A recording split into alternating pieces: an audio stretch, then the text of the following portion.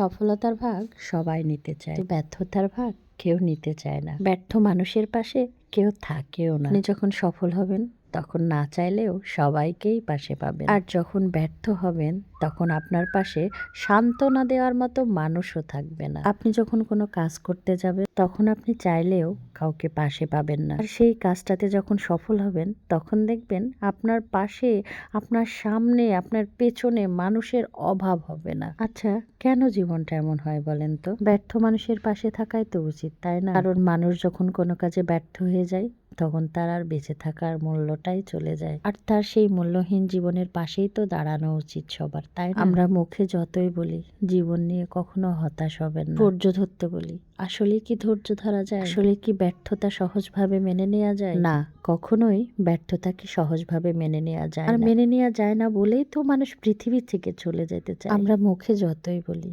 কিন্তু নিজের মনকে বোঝানো খুব কঠিন কাজ। সবাই তো সফলতাই চায়, ব্যর্থতা কেউ চায় না। কিছু অবহেলা মানুষকে বদলে যেতে বাধ্য করে, আর যখন আপনি বদলে যাবেন তখন মানুষ আপনাকে অপবাদ দেবে। ওই যে নিজের দোষ ঢাকার জন্য অন্যের উপর দোষ চাপিয়ে দেবে। ভালো আছি বলা যতটা সহজ, ভালো থাকাটা তার চাইতেও বেশি কঠিন। আর এই কঠিন কাজকে সহজ করতে অনেক উপায় আছে। প্রথমত, নামাজ পড়ে আল্লাহর কাছে মন খুলে কাঁদুন।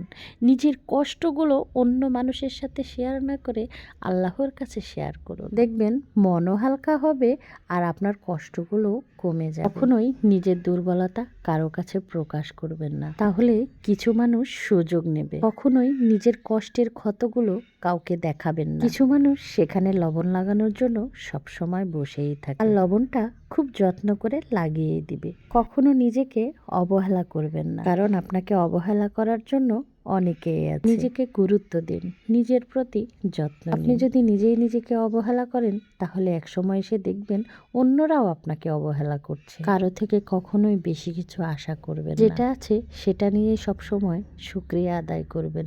আল্লাহর দরবারে আলহামদুলিল্লাহ বলবেন।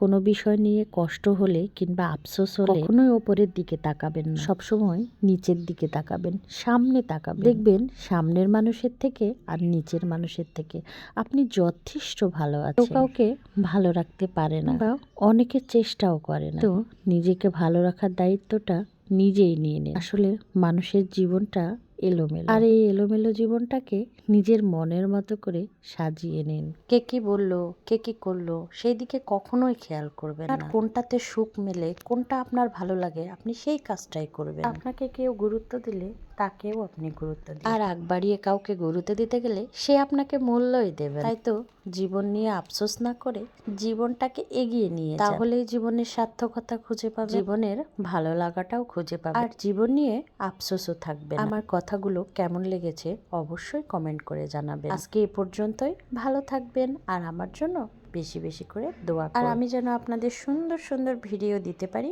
আর সুন্দর সুন্দর কথা বলতে পারি। তো আল্লাহ হাফেজ।